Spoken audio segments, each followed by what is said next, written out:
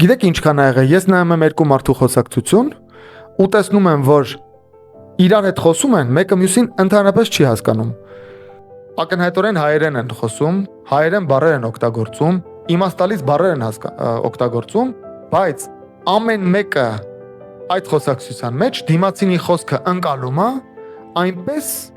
ինչպես ինքն իրեն է ձեռնտու։ Եվ ես արդեն մի քանի տարի կլինի, որ այս բանը հասկացել եմ, որ մարդիկ թյուր ըմբռնում են իրեն ձեռնտու բաներ։ Գոյություն ունի մի գիտություն, որը կոչվում է հերմենևտիկա։ Դա տեքստը կարդալու, տեքստը հասկանալու գիտությունն է։ Վերբալ խոսքը նույնպես բազմանշանակ է, ոչ միայն մարմնի լեզուն։ Մարմնի լեզուն դեռ շատ հաճախ, շատ ավելի միանշանակ է, քան բառերով արտահայտված միտքը։ Մարդը արտասանում է տեքստ եւ այդ տեքստը ունի իրարից զգալիորեն, նույնիսկ ինչ ասեմ, իրար հակասող մի քանի մեկնաբանություն եւ բոլոր բանավեճերը, ասենք գիտական բանավեճերը հին տեքստերի մասին, հենց դրա շուրջ են, թե ով ոնց է հասկանում։ Վերցեք Աստվածաշնչի մասին բանավեճերը։ Այտենց եկեղեցական չկա, մանավանդ կիսագրագետ, որ մի երկու հատ էլ գիրք են կարդացել, երկու հատ հին գրափարից բառ գիտեմ, որ ասել Աստվածաշունչը այսպես ասեց, Աստվածաշունչը այս նկատի ուներ։ Ես ապրում էի Գերմանիայում,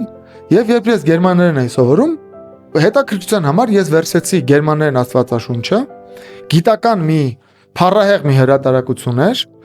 որտեղ այնպիսի մանրակրկիտ ծանոթագրություններ էին տված, որ ես հասկացա մի բան,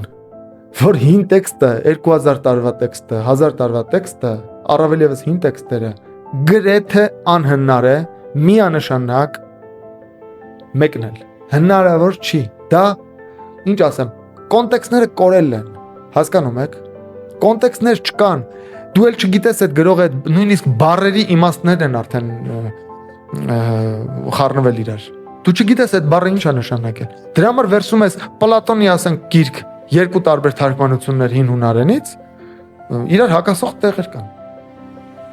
Ֆունդամենտալ հակասող, հասկացեք։ Իմաստային տարբերություններ կան, որտեղ դժվար է հասկանալ։